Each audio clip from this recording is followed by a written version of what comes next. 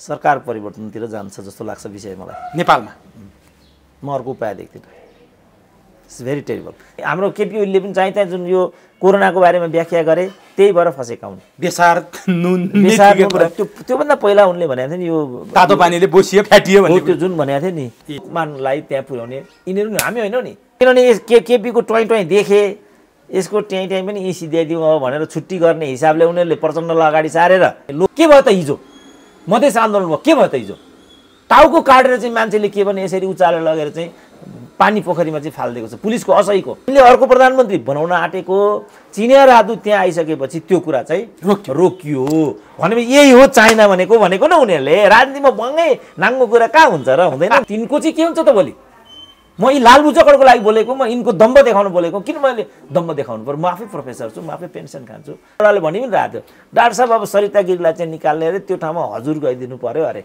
मलाई लाज लाग्नुपर्ने त्यत्रो ठुलो देशले यति सानो एउटा देशलाई यो तरिकाले सताउन लाज लाग्नुपर्ने यति हतियारको पिस्तोलको गोली बनाएनौँ।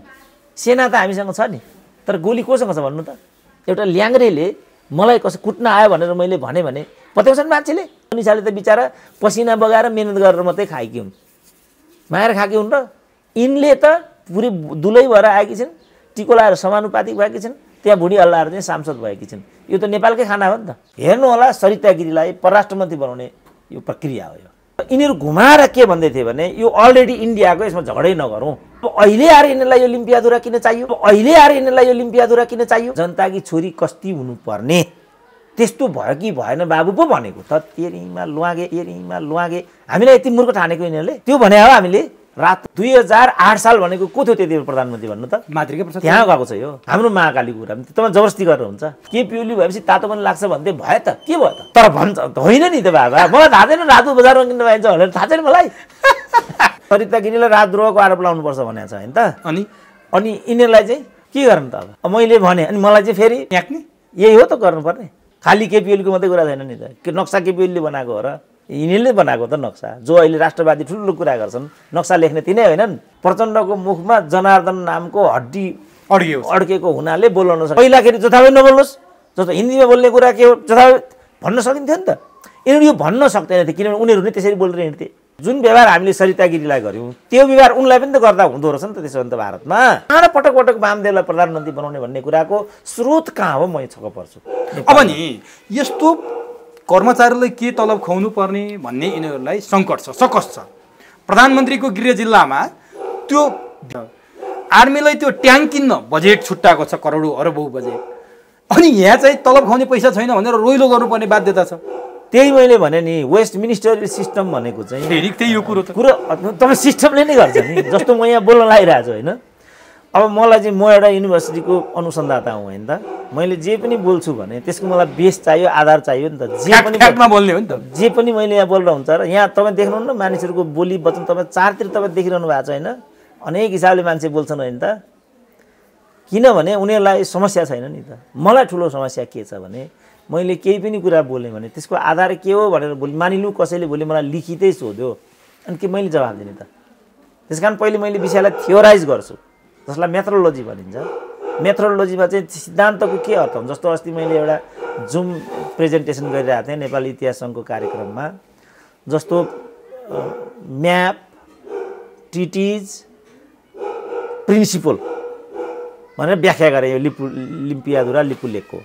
जस्तो अरूको समय छैन व्याख्या नगरौँ यहाँ सान्दर्भिक भएको एउटामा व्याख्या गरौँ प्रिन्सिपल। जस्तो नदीको सिद्धान्त के नदी सम्बन्धी कुनै नदी चाहिँ सीमा नदी हो भने त्यसका सिद्धान्तहरू के छन् त पानी बग्ने होला त्यसको लम्बाइ होला त्यसको गहिराई होला त्यसको मोटाइ होला।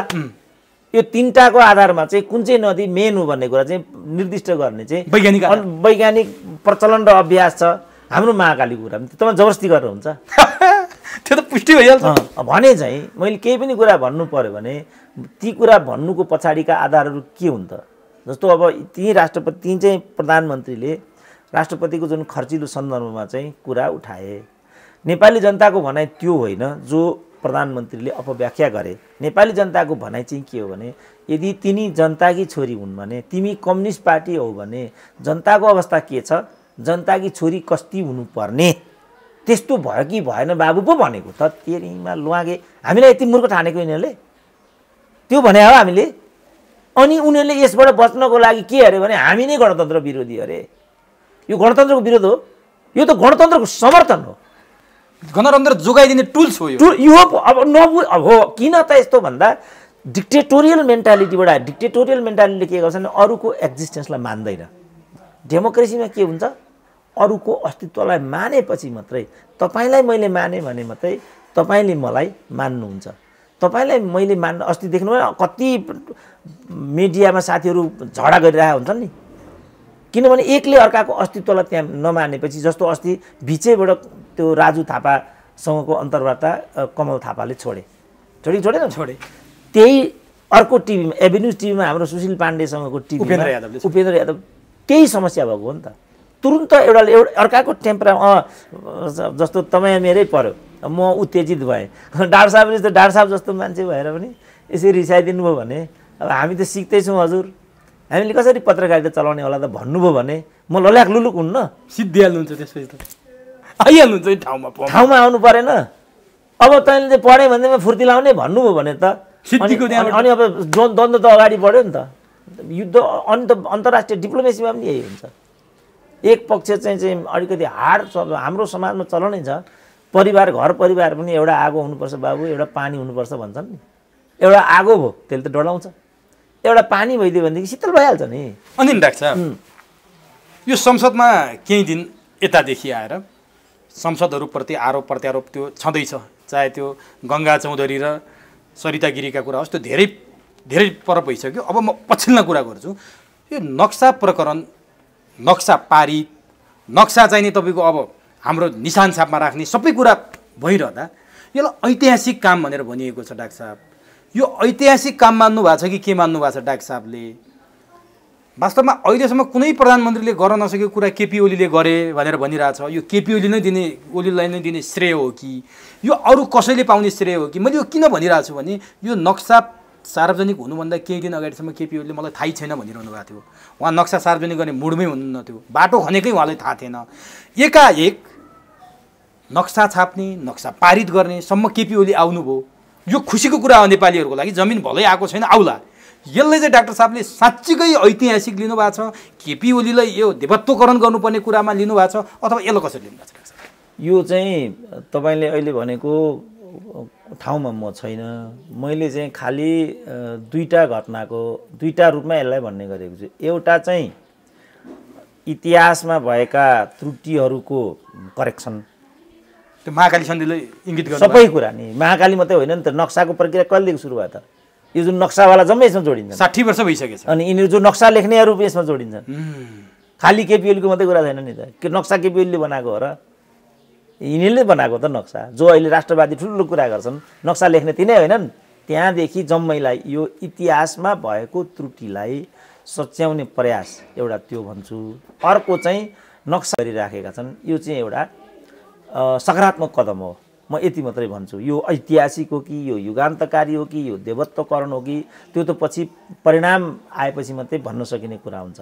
अब यो के हुन्छ भन्ने कुरा अहिले आकलन, हामीले त आकलन गरेका छौँ, यो के हुन्छ भनेर आम मान्छेले आकलन गरेर चाहिँ के हुन्छ भोलि त्यो त रिजल्टले देखाउला, समयले देखाउला। हो, त्यो देख्नेले यो ऐतिहासिक हो फलानो हो त्यो भन्दै भन्दैन, अनि नदेख्नेले मात्रै त्यस्तो कुरा भन्दै हिँड्ने। अनि डाक्टर साहब, यो सत्तारूढ दल, प्रमुख प्रतिपक्ष दल, अरू प्रतिपक्ष दलहरू संसदमा सबै एक ठाउँमा आए नि, यो त ऐतिहासिक होला नि त। किनभने सबले एक मत बोले यो हाम्रो भूमि हो, यो हामी नक्सा पारित गर्छौँ, चाहे त्यो मधेसी दलहरू हुन्, चाहे काङ्ग्रेस होस्, चाहे राप्रपा होस्, चाहे चाहिँ यो सत्तारूढ नेकपा होस्, सबै एक ठाउँमा आएर विश्वलाई सन्देश दिन त सफल भयो नि। मधेसीहरूप्रति मान्छेले आशंका गरिरहेको थियो, किनभने उनीहरूले अर्को संशोधन राखेको थिए। काङ्ग्रेसप्रति आशंका गरेका थिए, किनभने काङ्ग्रेसका 8 जना सांसदले छुट्टै संशोधन राखेको थिए।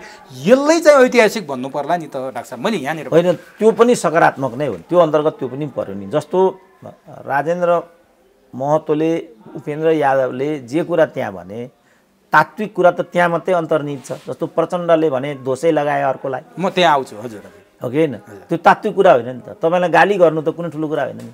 तपाईँलाई मैले लजिकल्ली तपाईँलाई आलोचना गर्ने कि नगर्ने भन्ने कुरा मात्रै मूलभूत कुरा हो नि। तपाईँलाई यस्तो काले फरानो भन्नु कुनै तर्क हो? कुनै मान्छे कालो हुन्छ, कुनै मान्छे गोरो हुन्छ, त्यो उसको बसको कुरा छ। म कस्तो हुने भन्ने कुरा मेरो बसको कुरा हो? तपाईँलाई मेरो अनुहार मन पर्दैन तपाईँको समस्या हो। आमाले मलाई यही जन्म दिइन्, म कस्तो हुनुपर्ने त? अब मैले कुनै अर्को हुँ भन्दा हुन्छ त? त्यो त हुने कुरा हुँदैन। अब आजभोलि प्लास्टिक सर्जरी गर्छन्, फलानो गर्छन्, त्यो कुरा हो। तर त्यसपछि के हुन्छ त? हाम्रो जुन एउटा ठुलो गायक थियो नि अमेरिकामा, के गायक अरे? माइकल ज्याक्सन हो। के भयो त उनलाई? कालो थिए, उनलाई गोरो हुनु थियो, त्यसपछि त्यस्तो कुरा भयो। त्यस कारणले प्रकृतिले एउटा जे मान्छेलाई दिइराखेको हुन्छ त्यसको विरुद्ध जान खोजियो भने त्यसको परिणाम कहिले पनि भने जस्तो हुँदैन। त्यस कारण यिनीहरूले चाहिँ जुन ठाउँमा आए यो पनि सकारात्मक, किनभने त्यो पनि सकारात्मक कुरा हो नि त। एक ठाउँमा आए सकारात्मक कुरा नै हो, यतिमा मात्रै म यो विषयलाई केन्द्रित गर्न चाहन्छु। तर किनभने म कहिल्यै पनि परिणामलाई भन्दा चाहिँ कारणलाई जोड दिन्छु। किन उनीहरू एक ठाउँमा आए त महत्त्वपूर्ण कुरा यो हो। यो किन हो महत्त्वपूर्ण कुरा त यो? त्यो त म यहीँनिर आउँदै थिएँ डाक्टर साहब, मभन्दा पहिला नै आइपुग्नु। म त राजेन्द्रको भाषणमा यसको जवाब देख्छु, टुडी खेलमा लानुपर्छ। किनभने महाकालीमा बदमासी गर्ने एउटा अहिले प्रधानमन्त्री छन्, एउटा प्रमुख प्रतिपक्षी दलको नेता छन्, त्यो फेरि 22 वर्षबारी छ, जो त्यति बेला प्रधानमन्त्री थिए, अहिले चाहिँ प्रमुख प्रतिपक्षमा छन्। अनि त्यहीँनिर राजेन्द्र महतोले ललकारेर भन्दाखेरि उनीहरू तपाईँले भने जस्तो शिर निहुराएर बसेका छन्। अब पात्र त ती छन् नि। अब सरिता गिरीलाई राजद्रोहको आरोप लाउनुपर्छ भनेको छ होइन त? अनि यिनीहरूलाई चाहिँ के गर्नु त? अब मैले भने अनि मलाई चाहिँ फेरि याक्ने यही हो त गर्नुपर्ने। यसबाट समृद्धि पाउँछौँ त हामीले, वैचारिक समृद्धि राष्ट्रियतामा यहीबाट हामी प्रवर्धन गर्न सक्छौँ त? यही त कुरा हो। त यो चिजमा त त्यहाँ त केही पनि भएको छैन। गम्भीर प्रश्न राजेन्द्र महतोले उठाए हो त। उनले के भने ठिक छ, हामीलाई त देख्ने बित्तिकै तिमीहरू कालो भन्ने बित्तिकै बिहारी भन्छौ, मधेसीलाई राष्ट्रघाती भन्छौ, तिमीहरू चाहिँ के हो त भन्ने त उसले त्यहाँ प्रश्न त त्यो। अघि मैले भने वेस्ट मिनिस्टरियल सिस्टममा तपाईँ प्रश्न उठेपछि अब तपाईँले जवाब दिनुपर्छ। अब यसको जवाबदेहीको शेरबहादुर र केपी ओली। अब यसको जवाबदेही अब त्यसै कारण मैले भने जुन म्यापमा उनीहरूले जुन कदम चाले त्यसलाई चाहिँ एउटा चाहिँ सकारात्मक कदम भन्नुपर्छ। उनीहरूमाथि लागेको धब्बा म्यापले पुछ्दैन? होइन, पुछ्दैन। त्यो त के भने अब यसको जिम्मेवारी कसले लिने भन्ने कुरा आयो नि त। अब चाहिँ के भने इतिहास चाहिँ खोदलेर त समस्याको समाधान हुँदैन। ठिक छ। अनि नि त्यहाँनिर त्यो उपेन्द्र यादव र राजेन्द्र महतोले बोलेको कुरा चाहिँ बहुत दमदार थियो क्या त्यो दिन। उपेन्द्र यादवले चाहिँ महाकाली सन्धि गर्ने तपाईँहरू अब उल्टो बाटो हिँड्नुभयो, त्यो खारेज गर्नुपर्छ भन्ने तरिकाले उठे। राजेन्द्र महतोले महाकाली सन्धि गर्नेहरूलाई, हिजोका भ्रष्टाचारीहरूलाई चाहिँ नि लगेर चाहिँ टुडी खेलमा चाहिँ झुन्ड्याउनु पर्छ भन्दाखेरि जनताले त वाह गरेर ताली पिट्यो नि त डाक्टर साहब। भनेपछि एकैछिनमा राष्ट्रवादी भइदो रहेछ, यहाँ एकैछिनमा राष्ट्रघाती भइदो रहेछ भन्न खोजेँ क्या मैले। त्यही त मैले भनेको, को त्यस्तो हुँदो रहेछ भन्दा जो अल्पबुद्धिको छ। मलाई त फरक परेको छैन त बाबु। म आजभन्दा 20 वर्ष अगाडि जहाँ थिएँ म अहिले पनि तिन्छु र यस्तो घटनाले ममा उत्तेजना आउँदैन। किनभने लामो समय लाग्दो रहेछ भन्ने कुरा त मैले आफै जीवनबाट देखेँ नि त। त्यसकारण यो तपाईँले भनेको चाहिँ एउटा आम मान्छेमा आउने प्रतिक्रिया हो। आम मान्छेमा आउने प्रतिक्रिया, बौद्धिक वर्गमा आउने प्रतिक्रिया, नेतृत्वमा आउने प्रतिक्रियाको बिचमा ठुलो अन्तर हुन्छ। आम मान्छेले चाहिँ त्यो परिणाममा माथि झगडा गर्छ। यो नक्साको कुरालाई लिएर अझै म डाक्टर साहबसँग के क्लियर हुन खोजेँ भने सत्तारूढ दल त ठिक छ, उसले यसको अपनत्व लिने भइहाल्यो, उसको नेतृत्वमा भएको छ। प्रमुख प्रतिपक्षी दल काङ्ग्रेस र प्रतिपक्षी दल यी मधेसी पार्टी अथवा जनता समाजवादी पार्टी, यिनीहरूको रोल चाहिँ कस्तो देख्नुभयो? सकारात्मक, एकदमै सकारात्मक छ होइन? उनीहरू त अधिकांश कर्तव्य विमुख भए। त्यहाँ यो जुन अहिले पूर्ण बहुमत दियौँ हामीले नेकपालाई, त्यसको बेनिफिट यिनीहरूले लिए नि त। यदि त्यस्तो हुँदैन थियो भने त अहिलेसम्म सरकार गइसक्थ्यो। अब त 1-2 महिना यो सरकार जाला जस्तो पनि देखिएको छ। यसले यो सरकार टिकिरहला भन्ने त लाग्दैन मलाई, लाग्ने चाहिँ भित्रबाट यसको प्रभाव त पक्कै आउँछ। तर अहिले नै आजै भोलि नै भरे नै भन्ने कुरा त पहिला जस्तो त भइराखेको छैन नि त। केही हदसम्म पहिलाभन्दा सुरक्षित हुने अवस्था हो। त्यस्तो हाम्रो भनाइ चाहिँ के थियो भने तिमीहरू एउटा यो बेनिफिट अफ डाउट तिमीहरूले पाएका छौ मेजोरिटीको, यसलाई दुरुपयोग नगर न, यसलाई ठिक ठाउँमा पुर्याउ न भन्ने हाम्रो भनौँ न सुरुदेखि नै। लिम्पियाधुरालाई मैले कहिले नेपालको नक्सामा पढेको थिएन भन्थे त यिनीहरूले। अब महेन्द्र बहादुर पाण्डे भन्ने एकजना केपी ओलीकै परराष्ट्र मन्त्री थिए, सुशील कोइरालाको क्याबिनेटमा 2 बाकस सुन्न बेची। त यिनीहरू घुमाएर के भन्दै थिए भने यो अलरेडी इन्डियाको, यसमा झगडै नगरौँ। आजसम्म यिनीहरूले भनेको यो थियो। अब हठात रहस्यमय मैले भनिरहेको छु, अब अहिले आएर यिनीहरूलाई यो लिम्पियाधुरा किन चाहियो? एमसिसीसँग कनेक्सन छ भन्छन् हो? होइन, एमसिसीसँग कनेक्सन छ मात्रै भनेर छोडियो भने फेरि त्यो हल्का हुने के भयो भने एमसीसीसँग जोडिएको विवाद त अहिले पनि जारी छ त फेरि। अनि के हो त डाक्टर साहब यो हठात र रहस्यमय भनेकै यही हो। त्यो एकतामा प्रचण्डको रहस्य जस्तै त होइन यो? होइन, यो पनि जस्तो भनौँ न, अब जस्तो मैले भने जस्तो भेनेजुएला प्रकरणमा चाहिँ वक्तव्य निकाल्नु पर्ने प्रचण्डले होइन अमेरिका भ्रमण गर्नुपर्ने होइन, त्यो वक्तव्य मात्रै निकालेको छ नि त। पछि अनेक प्रकरणहरू भए, नक्सा प्रकरण, अब जस्तो जाजरकोट रुकुमकै प्रकरणमा एक शब्द पनि नबोल्नु पर्ने किन त? बोल्नु पर्दैन? 6-6जनाको ज्यान गइरहेछ त्यहाँ, बोल्नु पर्दैन त? किन बोलेनन् त उनी? यसका एकजना नेताको मैले सुनिरहेको थिएँ, प्रचण्डको मुखमा जनार्दन नामको हड्डी अड्केको हुनाले बोल्न नसकेको भन्थे। अब सिधै त कुरा। अब नि त्यो प्रचण्ड बोलेनन् भनेर मान्छेले भनिरहेको थियो। त्यो संसदमा प्रचण्डले बोलेको अभिव्यक्ति फेरि अहिले एकदमै भाइरल पनि भनौँ र एकदम आलोचित पनि भएको छ। प्रचण्डले त्यहाँ बोल्दै राजतन्त्रले गुमाएको भूमि गणतन्त्रले फिर्ता ल्यायो, यति बोले। यो बोलिसकेपछि के भयो भन्नुहुन्छ भने त्यो 10 वर्ष जनयुद्ध गर्दा प्रचण्डले त्यो कालापानी लिपुलेकमा एकपटक पनि झन्डा गाडेनछन्। अहिले विप्लवले त गाड्दै पक्राउ परेछन् विप्लवका कार्यकर्ता। प्रचण्डले त्यो हैसियत पनि राखेनन्। सुरुङ युद्ध गर्छु भन्ने प्रचण्डलाई त्यतातिर चिन्ता भएन। अब राजतन्त्रलाई आरोप लाउने हो भने 2224 हिजो पृथ्वीनारायण शाहले, बहादुर शाहले त्यत्रो एकीकरण गरेर विशाल नेपाल बनाएका राजाहरूमाथि प्रचण्डले आज दोष लगाए। कसरी राजतन्त्रले गुमायो, के प्रमाण छ प्रचण्डसँग? प्रचण्ड किन त्यो लेभलमा पुगेका मान्छे त्यसरी बोले? अझ कमल थापाले त अध्ययन बिनाको मान्छे, केही थाहै नभएको मान्छे कसरी प्रधानमन्त्री बन्नुभयो होला, आश्चर्यचकित परेको छु भनेर कमल थापाले अभिव्यक्ति सार्वजनिक गरे। त्यो प्रचण्ड बोल्नुको पछाडिको रहस्य चाहिँ के थियो डाक्टर? होइन, बोल्नुको पछाडिको रहस्य त आफैलाई क्रान्तिकारी देखाउने दुराशय हो। हल्का टिप्पणी भएन त्यो? हल्का त यिनीहरू हल्का टिप्पणी जस्तो प्रधानमन्त्रीले अघि राष्ट्रपतिको बारेमा हामीले भन्यौँ नि, त्यो हल्का होइन त। जुन देशको प्रधानमन्त्री त्यस्तो छ भने विद्रोही नेताबाट तपाईँ के आशा गर्नुहुन्छ? यी त विद्रोही नेता हुन्। विद्रोही भनेकै जे मन लाग्यो त्यो भन्ने, मान्छे टाउका हान्नेलाई विद्रोही भन्छन् होइन नेपालमा? त्यो आफै पनि विद्रोह हो कि होइन आफ्नो ठाउँमा छ। जस्तो झापामा मान्छेको टाउको काटे भनेर भन्थे नि, त्यो क्रान्ति हो कि होइन भन्ने पनि प्रश्न छ नि त। कसैको टाउको गएर सिधै काट्नु क्रान्ति हो त भन्ने प्रश्न आउँदैन? तर हामीले मान्यौँ त्यो क्रान्ति नै थियो भने। माओवादीले पनि अलमोस्ट त्यही गर्यो, त्यसलाई पनि हामीले मान्यौँ। प्रचण्डले त्यहाँ बोले जस्तो भनौँ, यिनले एक प्रकारको क्लाइमेक्स बोले होइन, सरिताले अर्को खालको क्लाइमेक्स बोलिन्, हो कि होइन? दुवै सब्सटेन्सियली रङ थिए नि त। तर यिनले बोल्दा भारी पर्यो, यिनले बोलेको बोलै भयो। अब म यिनको बोलीको म व्याख्या गर्छु। यिनले जे बोलिरहेछन् सिद्धान्त त केही पनि रङ छैन, किनभने राजतन्त्रकै पालामा वास्तवमा कालापानी गएको छ। त्यो सत्य हो, त्यही त सत्य हो। कसरी गएको त छ कालापानी? कि त महेन्द्रले नै गुमाएको हो? होइन, महेन्द्र होइन। 2008 साल भनेको को थियो त्यति बेला प्रधानमन्त्री भन्नु त? मातृका प्रसाद। त्यहाँ गएको छ यो। मातृका प्रसाद कोइरालाले 18वटा चेकपोस्ट राख्ने सम्झौता गरे। सम्झौता अन्तर्गतमा एउटा त्यो रहेको भयो। अब यसलाई मान्छेले आफ्नो सुविधा अनुसार भनिराखेका छन्। रमेशनाथ पाण्डेले एउटा भनेका छन्, विश्वबन्धु थापाले एउटा भनेका छन्, ऋषिकेशले अर्को भनेका छन्, महेन्द्रबहादुर पाण्डेले अर्को भनेका छन्। त्यो सत्य के होला डाक्टर साहब? अब यही भित्रबाट सच्चाइ खोज्नुपर्छ। मेरो विचारमा यो 18 साल, यो 18 मध्ये एउटा नजानु नै यसको मुख्य सच्चाइ बोक्ने पक्ष जस्तो मलाई लाग्छ। किन मैले यसमा अलिकति धर्म राखेर बोलेको भन्दाखेरि ब्रिटिस कालदेखि नै उनीहरूले नक्साबाट अतिक्रमण गर्न थालेका छन् क्या। ब्रिटिस इन्डियाको पालाबाट नै उनीहरूले सुरुमा नक्सा अतिक्रमण गरे, नक्सा, त्यसपछि भौतिक अतिक्रमण गरे, त्यसपछि सैनिक आएर बसे। 3 चरणबाट त्यो अतिक्रमण भएको छ। अब यो कसरी गयो त भन्दा यो 3 चरण हुँदाखेरि हाम्रो पक्ष साइलेन्ट बस्यो। त्यसकारण मैले के भनेको छु भने उसको मिचाह र हाम्रो सुताहा प्रवृत्तिको कारण यो क्षेत्र गएको छ। अब यो सुतेको को हो त? राजा मात्रै हो त यो सुतेको? तर एउटा कुरा प्रचण्डले भनेको सत्य के हो भने यी 3टै कुरा कहिले भए?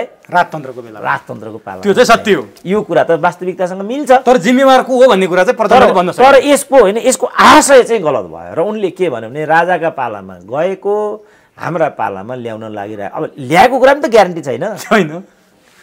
जसरी गुमेको कुरा त्यो ग्यारेन्टी होइन, किनभने त्यसलाई डिस्प्युटेड ल्यान्ड भनेर त हाम्रो यो आइके गुजरालको पालामा, आइके गुजराल यहाँ आउँदा as a prime minister of India यहाँ आउँदाखेरि चाहिँ यसलाई डिस्प्युटेड एरिया मानेको रहेछ।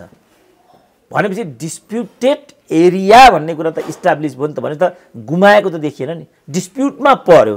जस्तो अहिले लद्दाखमा डिस्प्युट परिराखेको छ, त्यहाँ त भिडन्त भएर मान्छे मरिसके। डिस्प्युट त कहीँ पनि हुन्छ नि त। हो, लद्दाखमा हुन खोजिराखेको थियो, चाइना भर्सेस इन्डिया। रसियामा पनि भइराखेको छ, रसिया चाइना। दोकलाममै हुन खोजेको थियो त्यो। अब यता भियतनाममा पनि त्यो त कहीँ पनि हुन्छ त। डिस्प्युट हुनुको मतलब गुमाउनु त होइन नि त। त्यसकारण उनले चाहिँ बिचरा अब बोलिरहने क्रममा उनले भन्न खोजेको त्यो थियो, भइदियो यस्तो। कहिलेकाहीँ टङ स्लिप भयो भने त्यो कस्टली हुन्छ। त्यसकारण जस्तो ठुलो मान्छेले कहिले पनि त्यसरी अफ बोल्दैन नि, पढेर सुनाउँछ जहिले पनि। जस्तो कुनै हाम्रो केपी ओलीले पनि चाहिँ त्यहाँ जुन यो कोरोनाको बारेमा व्याख्या गरे, त्यही भएर फसेका हुन्। बेसार नुन त्योभन्दा पहिला उनले भनेको थियो नि यो तातो पानीले बोसियो फ्याटियो भन्ने, त्यो जुन भनेको थियो नि त्यो। किनभने उनी अब लेमेन हुन्, उनको त हरेक दृष्टिकोणले लेमेन पोजिसन हो। पोलिटिकल्ली मात्रै उनी माथि गइराखेका छन्। अब उनले त्यो लेमेन पोजिसनबाट त्यो जुन डिक्टेटोरियल कल्चर, मैले जे पनि हुन्छ भन्ने जबरजस्ती हुन्छ नि, त्यो डिक्टेटोरियल भनेकै के हो, तानाशाही प्रवृत्ति भनेकै के हो, अरूलाई अस्वीकार गर्ने, अरूको अस्तित्व नमान्ने स्वभावले गर्दाखेरि तानाशाही भनेको त्यो हो नि त।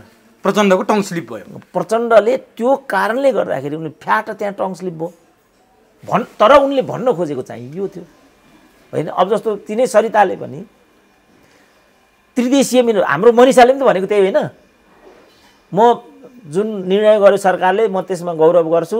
अब 3 देश मिलेर शान्तिपूर्ण तरिकाले समस्याको समाधान गरून् भने डिस्प्युटेड भन्ने त उनले पनि भनेकी छिन्।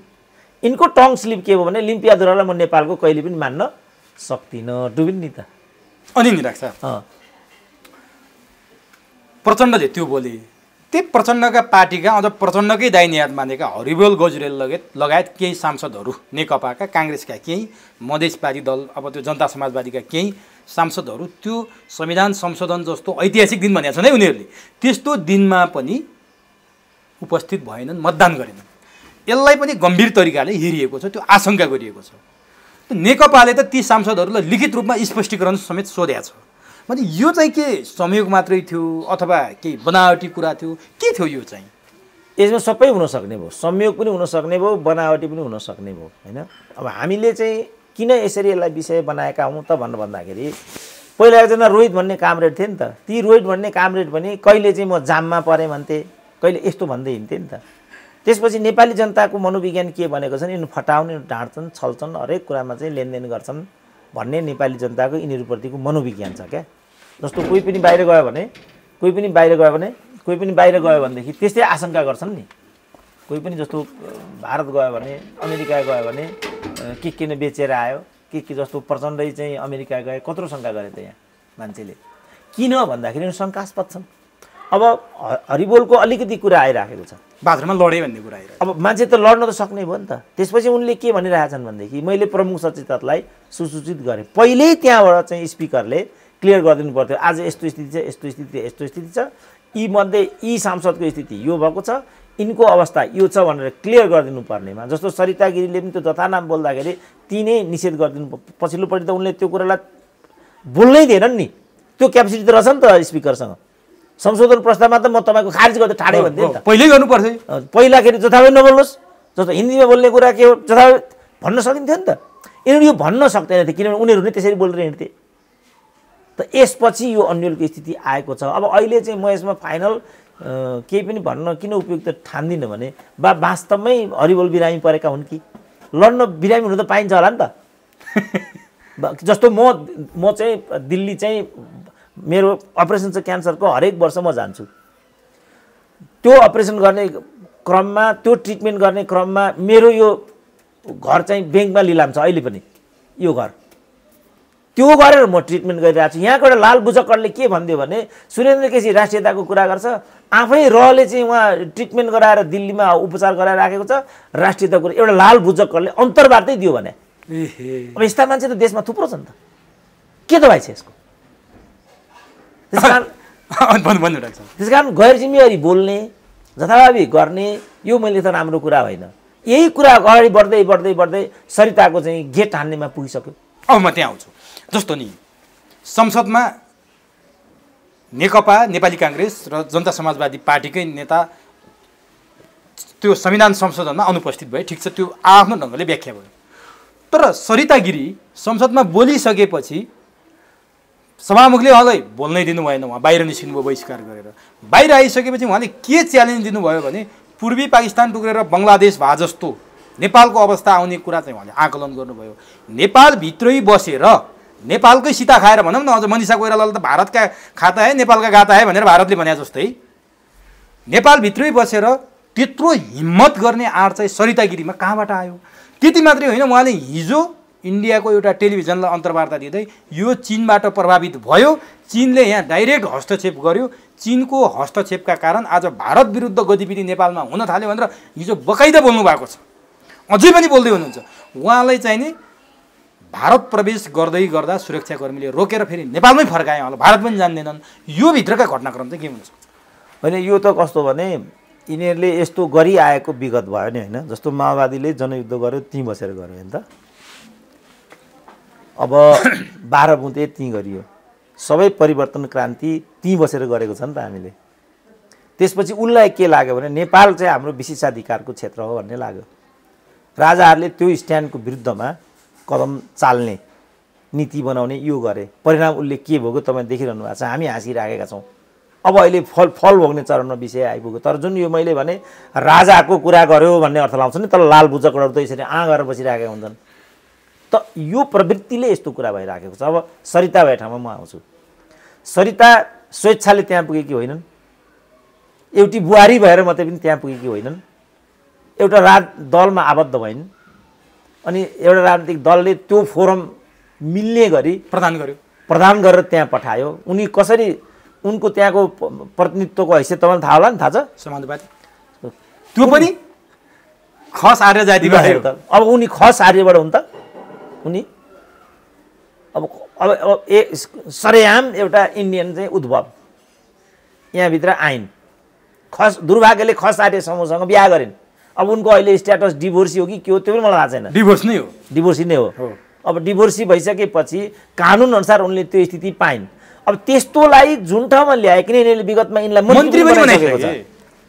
अब यो त्यस्तोलाई यहाँसम्म पुर्याउनु उचित हुन्छ कि हुँदैन भन्ने कुरा नबुझेको फल आज त्यो भोग्दैछ देशले। अब मैले त अस्ति पनि भनिरहेको थिएँ, त्यहाँ बोल्न दिनु नै गल्ती छ त्यो सभामुखले। त बस्नुहोस् भनौँ त्यहाँ।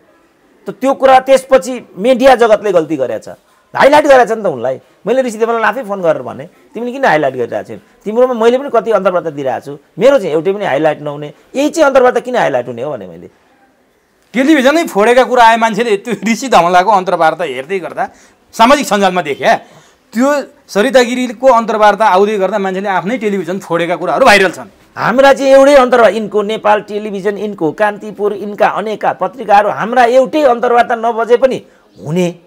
अनि यिनै अन्तर्वार्ता चाहिँ रात दिन बजाउनु पर्ने किन हो? यहाँ चाहिँ समस्याको जड हुनुपर्छ। मैले देख्दा रात दिन सरिता गिरीलाई हामीले यदि खोजी गर्न थाल्यौँ भने धेरै नै अप्रिय स्थिति आउन सक्छ। हामीले नै आफै बढी महत्त्व दियौँ भन्ने डाक्टर साहब। ठिकको ठाउँमा कुनै पनि मान्छेलाई त्यति मात्रै स्थान दिनुपर्छ जति ऊ हो।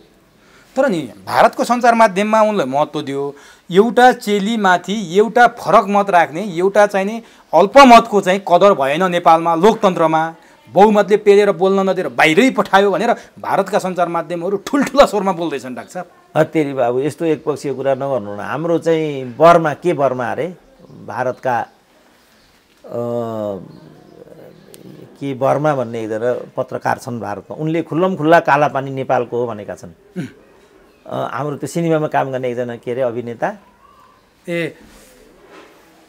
ठ्याक्कै नाम आएन अहिले, उनले पनि भनेका छन् नेपाललाई यसो गर्नु हुँदैन भनेर। त्यहाँका काङ्ग्रेस पट्टिका सबैले त्यो दुर्व्यवहार नै भयो। करण सिंहले त भारतले राम्रो कूटनीति खेल्नै सकेन भनेर प्रष्टै पारिसकेका छन्। त्योभन्दा राम्रो पनि अझ अरूले पनि बोलिराखेको छ। त्यहाँ नेता 101 नेताहरूले यो अनुपम खेर यिनले चाहिँ खुल्ला यो नेपाललाई यस्तो किन भनेर।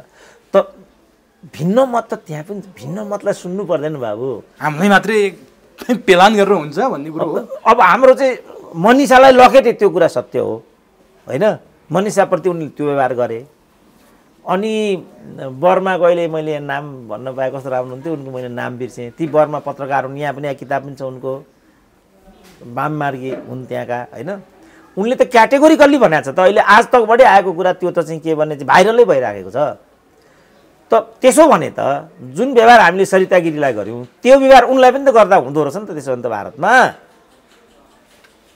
त मैले सरिता गिरीलाई बोकेको त तर यस्तो अर्थ लगाइदिन्छन् यहाँ यस्तो लाउनुहुन्छ त भने नि तर सरिता गिरीको अघि तपाईँले भनिहाल्नुभयो उनको घरमा तोडफोड गरियो कालो झन्डा गाडियो उनलाई देश निकाला गर्ने देशद्रोही भनेर घोषणा गर्ने आवाज उठ्यो नि त सडकमा त्यसरी बोल्न त मिल्दैन होला नि त एउटा देशमा बसेर एउटा अङ्गीकृत नागरिकता लिइसकेपछि नेपालको नागरिक भइसकेपछि नेपालको संविधान अनुसार त्यो संसदमा प्रवेश गरिसकेपछि संविधान अनुसार त सरिता गिरी पनि चल्नु पर्थ्यो होला भन्ने त यहाँ त आवाज त उठ्नु स्वाभाविकै हो नि त्यसमा नाइ भनिएन नि त त्यसमा चाहिँ खालि भन्न खोजिएको के मात्रै हो भने उनलाई चाहिँ मर्यादाभित्र रहेर कारबाहीको दायरा गरिनुपर्छ भन्छ जस्तो तँलाई भौतिक रूपमा तँलाई कारबाही गरिन्छ तँलाई कालो मसो लगाइन्छ भनिएको छ र घरको चाहिँ गेट गरेर फोडिएको भनेपछि अराजकता आउँदैन त्यसले के हुन्छ भोलि जस्तो मैले बोलेँ तपाईँलाई चित्त बुझेन यो लगेर प्रसारण गरिदिनु हो एउटा समूहलाई चित्त बुझेन अनि यो घर हान्न आयो भने के हुन्छ त यो मेरो मात्रै घर हो यो मेरो परिवारको पनि हक छ यहाँ उनीहरूको पनि सुरक्षाको कुरा आउँछ उनीहरूको घर छुन पाउने अधिकार मेरो कारणले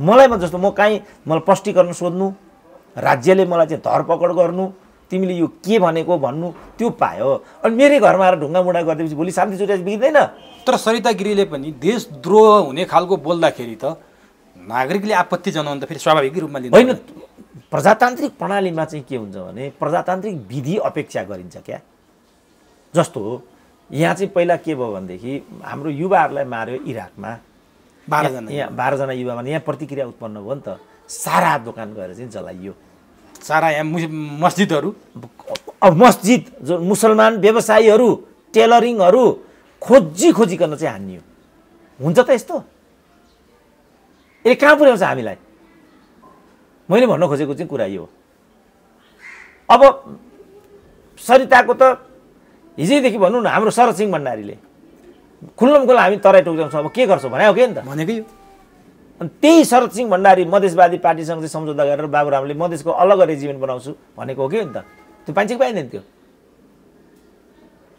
त यो प्रवृत्ति चाहिँ मैले के भने गल्ती छ जहाँसम्म सरिताको कुरा हो सरिताको त के छ उनको आशय पनि गलत छ उनको इन्टेन्सन गलत छ उनको त्यहाँ त्यो जुन किनभने हाउसमा सबैभन्दा राम्रो नेपाली बोल्न सक्ने तराई मूलका नेताहरूमध्ये मैले 2 जना देखेको छु एउटा सरिता गिरी एउटा हृदय त्रिपाठी पनि विगत कालमा ठ्याक्कै यही गर्थे हिन्दीमा बोल्थे र यसरी नै बोल्थे सबैभन्दा खराब पार्टी भनेको एमाले हो र सबैभन्दा खराब नेता भनेको केपी ओली हो भन्थे उनीलाई नै टिपेर उनीहरूले मन्त्री बनाएपछि हेर्नु होला सरिता गिरीलाई परराष्ट्र मन्त्री बनाउने यो प्रक्रिया हो यो मैले चाहिँ यो भनेको छु तपाईँको यो अभिव्यक्ति आइरहेछ यो लाग्छ मलाई किनभने ल हेर्नु न त्यही तपाईँ हिजोदेखि भन्नुहोस् न बाबुरामले यिनीहरू के भन्थे त बाबुरामलाई नै यिनीहरूले मन्त्री बनाए प्रधानमन्त्री बनाए नि त यस्तोलाई चाहिँ प्रोत्साहित गर्नु हुन्न भन्ने म्यासेज दिनुपर्नेमा यस्तो नै प्रोत्साहित हुन्छ भन्ने तपाईँको विगत छ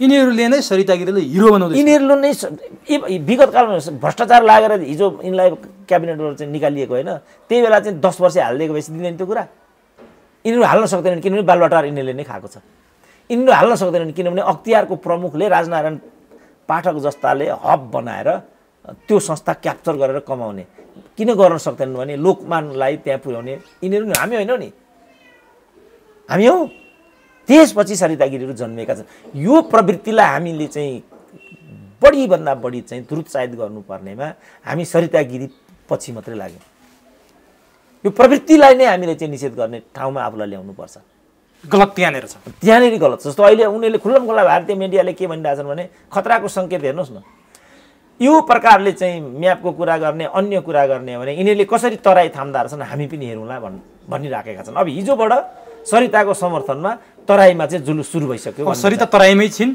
उनलाई भारत प्रवेश गर्न पनि दिएन फेरि अब त्यो दिएको अर्को पाटो के छ कसो छ त्यसमा पछि कुरा गरौँला मलाई चाहिँ चासो के भयो भने तराई क्षेत्रमा त बस्छन् अन्य मुलका मानिसहरू पनि उनीहरूको जीवधनको सुरक्षाको स्थिति के हुन्छ त भोलि के भयो त हिजो मधेस आन्दोलन भयो के भयो त हिजो टाउको काटेर चाहिँ मान्छेले के भने यसरी उचालेर लगेर चाहिँ पानी पोखरीमा चाहिँ फालिदिएको छ पुलिसको असहीको विराटनगरमा त्यति बेर के हेरेर बसेको छ त अरू त्यो स्थिति अब नआउला अनि त्यो स्थिति नआउला भन्ने ग्यारेन्टी छ मैले एउटा शारदा के होला कसो होला भन्ने कुरा त्यो के शारदा सरिता के होला कसो होला भन्ने कुरालाई मैले कहिले पनि महत्त्व दिन्छु। त्यो माइनर कुरो मैले महत्त्व कहाँ दिएँ भने भोलि त शान्ति सुरक्षा खलल हुन्छ। कयौँ दाजुभाइहरू अहिले त जनकपुरका सारा जनकपुर क्षेत्रका राजवीर क्षेत्रका सारा चाहिँ निश्चित मूलका मानिसहरू विस्थापित भएर चाहिँ यत्रतत्र लागेका छन्। अनि भोलि यो इतिहास दोहोरियो भने के हुन्छ त? मेरो चिन्ता त्यहाँ छ। यिनीहरूको चिन्ता कहाँ हो? त्यो सरिता गिरीलाई मात्रै लखेटेर त्यहाँ खाली ठाउँ बनाउने। अनि त्यहाँ मलाई एउटाले भनि पनि रहेको थियो, डाक्टर साहब अब सरिता गिरीलाई चाहिँ निकाल्ने अरे, त्यो ठाउँमा हजुर गइदिनु पर्यो अरे। मलाई एउटाले उहाँलाई, अर्काले के भन्यो त्यो ठाउँमा मनिषा कोइरालालाई लानुपर्छ अरे। अब हेर्नुहोस् है, अब यिनीहरूको आँखा। मैले भने बाबा यो त महिला कोटा हो, फेरि त्यहाँ पुग्नको लागि पार्टी कि नेताको श्रीमती हुनु पर्यो कि नेताको ज्वाइँ हुनु पर्यो। तपाईँले त्यो मापदण्ड पहिलेदेखि भन्दै आउनु त त्यहाँ पुग्दैन। तिमीहरूको अपेक्षै गलत छ यो तिम्रो। तर मेरो यहाँ भन्नुको तात्पर्य चाहिँ के हो भनेदेखि यो तरिकाले व्यक्तिलाई लखेटेर समस्याको समाधान हुँदैन, सम्बोधन गर्न सक्नुपर्छ। अब नि डाक्टर साहब, अब म अन्तिमतिर छु, धेरै लामो भइसकेको छ। यो नेपालमा नक्सा प्रकरणले, सरितालाई भारतीय मिडियाले, नेपाली मिडियाले अथवा नेपाल र भारतको यो टसलको सम्बन्ध छ नि, यही बेला चीन र भारतको लडाइँ भएको छ लद्दाखमा, जहाँ 20 जना भारतीय सैनिकको मृत्यु भइसकेको, एकजना कर्णेल सहित सयौँ हताहती भएको, चीनतर्फ के भएको भन्ने कुरा चाहिँ प्रश्न छैन। यो त्यतातिर पनि त्यस्तो छ। यसलाई चाहिँ कसरी लिनुभएको छ डाक्टर साहबले? अनि म थोरै भारत र नेपाल बिचको टसलको बारेमा तपाईँलाई सोधेर म यो कार्यक्रम समापन गर्नेछु। यो चीन र भारतको टसलले, चीन र भारतको लडाइँले यति बेला भारत र नेपालको बिचको पनि द्वन्द्व, त्यही बेला चीन र भारतको पनि द्वन्द्व भएर लडाइँ नै भएर सेनाहरू मरिसकेको अवस्था छ। त्यहाँ चाहिँ के भयो? त्यसले यहाँ नेपाललाई कस्तो असर पार्छ? अब यो मेरो कामना के छ भने यो चाहिँ संयोग मात्रै होस्। मेरो कामना चाहिँ त्यो छ, किनभने मान्छेले विश्वयुद्धको कल्पना गर्न थालिसक्यो क्या। अब संयोग मात्रै होस्। मेरो पहिला लोकल्ली हेरौँ अनि विश्वमा हेरौँला। अब यो मेरो कामना के छ भने यो एउटा संयोग मात्रै होस् कि उनीहरूको त्यहाँ चाहिँ द्वन्द्व भयो, यो संयोगमा मात्रै टुङ्गियोस्। तर मलाई इतिहासको सम्झना हुन्छ यो बेला जब नेपालमाथि भारतको चाहिँ यो खालको हस्तक्षेप हुने गरेको छ, त्यसपछि चाइना र इन्डियाको द्वन्द्व हुने गरेको छ। नजिर त्यस्तो छ, त्यस्तो विगत छ। र कतिले के व्याख्या गरेका छन् भने त्यो द्वन्द्व हाम्रो लागि गरिएको भन्ने सम्मका व्याख्याहरू इतिहासमा हुन्छन्। अब म चाहिँ भारत जस्तो परपीडक नभएको हुनाले, किनभने हामी भूकम्पमा परेको बेला, कोरोनामा भएको बेला ऊ हामीलाई यस्तो हरकत गर्छ, उसको विगत यो छ। लाज लाग्नुपर्ने त्यत्रो ठुलो देशले, यति सानो एउटा देशलाई यो तरिकाले सताउन लाज लाग्नुपर्ने। यति भारत कत्रो सिङ्गो युरोप जत्रो छ भारत, सिङ्गो युरोप जहाँ चाहिँ 29-30वटा मुलुकहरू छन्, त्योभन्दा ठुलो भारत एउटा मात्रै हुन्छ। कति मुलुक चाहिएको? मैले केही वर्ष अगाडि, कमसेकम 28 वर्ष अगाडि एउटा बोलेको थिएँ। राष्ट्रवादीहरूले त्यति बेला मलाई झन्डै पनि कुट्न पनि खोजेका थिए। कति माग्दो रहेछ इन्डियाले बेटर दिउँ, तर झगडा रात दिन नगरौँ भनेको। मलाई ती चाहिँ लाल बुझ्जाबाट झन्डै कुटेका थिए। मलाई त्यो सम्झना आउँछ कति यसले दुःख दियो, गाँज्यो हामीलाई भनेदेखि।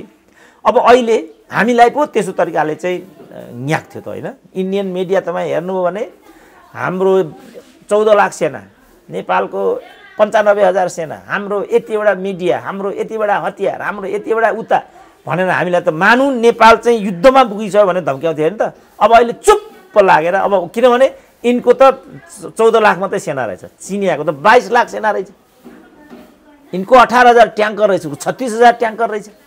अब के गर्ने? धम्क्याउने अब पनि। तर म स्याटिस छुइनँ। इन्डियालाई म नेपालको ग्राउन्ड रियालिटी भन्छु हाम्रो कारणले। किन हामीले औषधि बनाएनौँ, ल्याक्टोजिन बनाएनौँ, चस्माको लेन्स बनाएनौँ, गोलीको हतियारको पिस्तोलको गोली बनाएनौँ। सेना त हामीसँग छ नि, तर गोली कोसँग छ भन्नु त? यस्ता ल्याङ्ग्राले। अनि छ त के हाम्रो हैसियत? त्यसकारण मेरो भनाइ के भने त्यो कारणले आज हामी यस्ता भएका छौँ। नत्र भने त हामी 1814-16 को नेपाल अङ्ग्रेज युद्धमा अङ्ग्रेजसँग लड्ने मुलुक होइनौँ हामी। आज हामीले माग्ने भएर हिँड्नु पर्थ्यो त त्यो स्पिरिटलाई कायम गरेको भए त शासकहरू आत्मसमर्पणवादी भए, देश बेचुवाहरू भइदिए। त्यहीँ बसेर जनयुद्ध गर्नुपर्ने, त्यहीँ बसेर 12 मुदे गर्नुपर्ने। अनि यहाँ लोकतन्त्रको गड्डी मिल्छ? मलाई कसैले भाँडामा भात हालिदिइरहेछ, म ससुरालीले पालेको तालेको छु भने अनि म टाउको उठाउन सकौँला? त्यहाँ कति बेला ससुरा आउनु होला र अनि चामल भाँडामा हालिदिनु होला र भात खाउँला भन्ने भएपछि अनि सूर्यनगरको स्वाभिमान रहन्छ? माग्ने देशको कुरा पनि त्यही हो। त्यस कारणले गर्दाखेरि म त्यो स्याडिसपट्टि चाहिँ म जान्न। तर मलाई एकदम भय के छ भने कहीँ हाम्रै कारणले ती दुई मुलुकहरू लड्न पुग्यो भने के हुन्छ होला भन्ने कुरा। ठ्याक्कै यही कुरा भएको थियो 1962 मा, ठ्याक्कै यही भएको। नेपालकै कारण ठ्याक्कै मान्छे त्यो भन्दैनन् तर व्याख्या त्यो गर्छन्। अब त्यो डरलाग्दो अवस्था तपाईँ कहीँ कतै देख्नुहुन्छ? ल हेर्नु न अब इन्डिया चुप हुनु पर्यो कि परेन? नत्र त इन्डियालाई आजै हामी लिन्छौँ। हेर्नु यसलाई लाज लाग्नुपर्ने, यस्तो देशले त्यस्तो देशलाई आक्रमण गर्छ भन्ने व्याख्या गरेर लाज लाग्नु पर्दैन अलिकति? एउटा ल्याङ्ग्रेले मलाई कसै कुट्न आयो भनेर मैले भने पत्याउँछन् मान्छेले? हुनु पर्ने अलिकति। एउटा बलवानले आएर गऱ्यो भने त ल ठिकै छ, फुई लाउँथ्यो सुरेन्द्र केसी भेटेछ भन्लान्। एउटा बलवानले गर्यो भने अहिले आफू ढली छ, फलानु छ, अनि सुरेन्द्र केसीलाई कुट्न गयो भने कसले पत्याउँछ त्यो कुरा? यो त्यस्तै हो। नेपालले चाइनामाथि आक्रमण इन्डियामाथि आक्रमण गर्ने भन्ने कुरा पत्याउने मिडियाकै कुरा पनि जस्तो भनौँ यिनीहरूले जस्तो खाना इन्डियाका फलाना जुन कुरा भने नि त्यसो भने त्यही कुरा हामी सरितालाई भन्छौँ त हुन्छ त भन्न? खाना नेपालका त सरिता मनिषाले त बिचरा पसिना बगाएर मेहनत गरेर मात्रै खाएकी हुन्, माएर खाएकी हुन् र यिनले त पुरै दुलै भएर आएकी छिन्, टिको लाएर समानुपातिक भएकी छिन्, त्यहाँ भुँडी हल्लाएर चाहिँ सांसद भएकी छिन्। यो त नेपालकै खाना हो नि त, 100% नेपालको खाना हो। मनिषासँग तुलना गर्नै सुहान तुलना नै हुँदैन नि। उनले त बिचरा पसिना कट्ठामा इज्जत बगाउनु पर्यो होला, कट्ठामा पसिना, किनभने मनिषा कोइराला यिनीहरूले विगतमा पनि के मात्रै भनेका छैनन्, जे पनि भनेका छन् यिनीहरूले। अब यो चीन र भारतको लडाइँ चाहिँ कहाँ गएर कसरी टुङ्गिने सम्भावना देख्नुहुन्छ? यसले चाहिँ अन्तर्राष्ट्रिय स्तरमै ठुलै यो अगाडि जाँदैन। यो कोरोनाले गर्दाखेरि यो विश्वयुद्धको तपाईँले कुरा गर्नु त्यतिर जाँदैन। यतिमै टुङ्गिन्छ। यही नै विश्वयुद्ध हो अहिले जो भन्नु। अहिले कति मान्छे 4 लाख मान्छे मरिसके। ल ठिक छ। अब अन्तिममा आउँदाखेरि जस्तो भारत र नेपालको बिचको टसल यो अन्ततोगत वार्ताभन्दा अर्को त सम्भव छैन। तर भारतले पटक पटक अस्वीकार गर्दै आइरहेछ। हामीले नक्सा जारी गर्नुभन्दा अगाडि वार्ताको प्रयास गर्यौँ, नेपालले मानेन। नक्सा जारी भइसक्यो, अब हामी वार्ता पनि गर्दैनौँ। त्यो इपिजे थियो नि एउटा, त्यसको इपिजीको प्रतिवेदन पनि बुझ्दैनौँ भनेर मोदीले चाहिँ अस्वीकार गरिरहेछन्, वार्ता पनि अस्वीकार गरिरहेछन्। यो कहाँ कसरी गएर टुङ्गेला यो? अब नेपाल र भारत बिच त वार्ता नभएर यो समाधानको अरू तपाईँले भने जस्तो लडाइँको त सम्भवै भएन। कि एउटा अन्तर्राष्ट्रियकरण हो कि भने वार्ता हो? वार्तामा भारत अनिच्छुक देखियो भनेर आइरहेछ। अब यसको मिलानको बिन्दु चाहिँ के देख्नुहुन्छ डाक्टर साहब? यसको चाहिँ अब सरकार परिवर्तनतिर जान्छ जस्तो लाग्छ विषय मलाई। नेपालमा म अर्को उपाय देख्दिनँ। It's very terrible. भन्नुको मतलब यो सबै खेतीपाती कुर्चीको लागि मात्रै हो? किन मैले अब प्रधानमन्त्री केपी ओलीलाई सहयोग पनि गरेको, भोट पनि हालेको, अपेक्षा पनि गरेको, तर उहाँको जुन जब्बरपनाले गर्दा आजको स्थिति आएको छ। यसको विकल्प भनेको सरकार। म अर्को उपाय केही पनि देख्दिनँ। त्यो आएपछि समाधान हुन्छ? होइन, समाधान त विषय नै हो। यो त नेपाल भारत समस्या कहिले पनि समाधान हुँदैन, किनभने यो अल्झाएर बल्झाउने रणनीति अन्तर्गत भएको विषय हो। भनेपछि अब सरकार परिवर्तन अब सम्भाव्य देख्नु? सरकार होइन, अब सम्भाव्य होइन। तपाईँले केबाट उपाय होला भन्नुभयो नि? उपाय चाहिँ सरकार परिवर्तन। म त्यो किन त्यसपछि के हुन्छ भने उसले वातावरण बनाऊ भनेको छ नि भारतले। वातावरण बनाऊ, त्यहाँ तपाईँले थाहा पाउनु भएन, यहाँ कतिले ताली बजाए, राजेन्द्र महतोले पनि त्यहाँ भनिरहेछ त्यो वातावरण बनाऊ भनिरहेछ। त्यो ठ्याक्कै उसको भाषा हो नि त त्यो।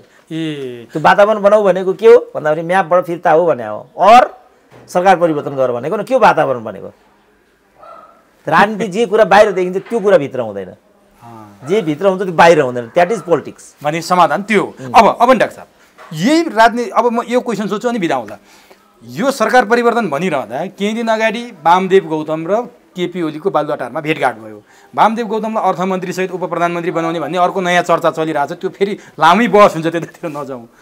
त्यो वामदेव गौतमले प्रधानमन्त्री बन्ने अपेक्षा राखिसकेपछि केपी ओलीले त्यो मूलधारको मिडिया भनौँ, तपाईँले अघि मूलधारका राजनीतिक दल भने जस्तो यहाँ मिडिया पनि मूलधार र मूलनधार भन्ने मिडिया छन्। अब राम्रै मिडियाले लेख्यो तपाईँले अङ्ग्रेजी बोल्नै जान्नुहुन्न, तपाईँ कसरी प्रधानमन्त्री हुनुहुन्छ? प्रधानमन्त्री बोल्न त अङ्ग्रेजी जान्नुपर्छ भनेर केपी ओलीले वामदेवले भनेको कुरा चाहिँ एकदमै भाइरल भइरहेछ अहिले। अनि यो प्रधानमन्त्री बन्न अङ्ग्रेजी बोल्नै पर्ने, अनि साँच्चीकै यो हो कि यसले तपाईँले भने जस्तो कतै सरकार परिवर्तनको सङ्केत गरे हो? यो अङ्ग्रेजी बोल्ने भन्ने कुरा डाक्टर सुन्नु? यो मैले सुनेको छु, तर त्यसको आधिकारिकता चाहियो पहिला, होइन? किनभने बाजे उडाउँदै मात्रै कुरा। सचिवालय सदस्यसँगै वामदेवले भनेर यो कुरा होइन, रेलाई त मान्न सकिँदैन बाबु। यत्रो ठुलो युनिभर्सिटीको प्रोफेसर रेमा चले भने त भने गोकुल बास्कोटा भइँदैन भने त्यो मिल्दैन। त्यो मैले सुनेको हुँ। त्यो एससमा चाहिँ म के भन्छु भने प्रधानमन्त्री हुनको लागि अङ्ग्रेजी बोल्नु आवश्यक छैन। चाइनिज मिनिस्टरहरू प्रेसिडेन्टहरू सबै अङ्ग्रेजी जान्दछन्, किनभने अहिलेको क्याबिनेटमा चाइनामा चाहिँ 60% इन्जिनियर, यहाँ जस्तो सडक छाप मन्त्री पनि भइँदैन। तर उनीहरू कहिले पनि अङ्ग्रेजी बोले जस्तो हाउभाव पनि गर्दैनन्, देखाउँदैन। यो त जो अङ्ग्रेजी जान्दैन त्यसले मात्रै अङ्ग्रेजीको लवज प्रयोग गर्नुपर्ने हो, र जो अङ्ग्रेजी दासत्वमा हुन्छ त्यसले मात्रै अङ्ग्रेजीको कुरा गर्ने हो। सिद्धिहाल्यो। जहाँसम्म वामदेवको कुरा छ, किन वामदेवलाई अहिले उपहासको पात्र बनाएको म छक्क पर्छु। किनभने वामदेव त प्रतिनिधि सभा सदस्य नै छैनन्। प्रतिनिधि सभा सदस्य नभए त प्रधानमन्त्री भइँदैन। यो कहाँ पटक पटक वामदेवलाई प्रधानमन्त्री बनाउने भन्ने कुराको स्रोत कहाँ हो, म छक्क पर्छु।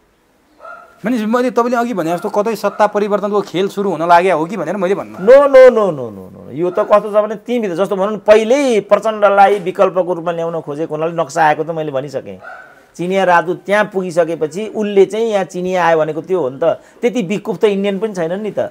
पटक पटक चाइनाको बुई चढेर नेपाल चाहिँ इन्डियामाथि चाहिँ आँख देखाउन थाल्यो, आक्रमण गर्न थाल्यो भन्छ होइन चाइना इन्डियन मिडियाहरू। त्यति बेकुफ होला नि त इन्डियन मिडियाहरूले यस्तो बेसलेस कुरा पनि भन्दा हुन्। उनीहरूले भनेको त त्यो हो नि त। कुरो त्यहाँ छ। तिम्रो दूतावास किन त्यहाँ गयो? किन उनीहरूले के प्रत्यक्ष देखे भने हामीले अर्को प्रधानमन्त्री बनाउन आँटेको, चिनिया राजदूत त्यहाँ आइसकेपछि त्यो कुरा चाहिँ रोकियो भनेपछि यही हो चाइना भनेको न उनीहरूले। राजनीतिमा बङ्गै नाङ्गो कुरा कहाँ हुन्छ र? हुँदैन नि त। चाइनाले नक्साको प्रकरण चाइनाले ल्याइदियो भनेर भन्न खोजे होइन, होइन इन्टरफेयर भयो यो। किनभने केपीको ट्वाइँ देखे, यसको ट्याइँ पनि इसी दिइदिउँ अब भनेर छुट्टी गर्ने हिसाबले उनीहरूले प्रचण्डलाई अगाडि सारेर यो गरेपछि सारा कुराहरू त्यसो भने केपीले त्यो हो।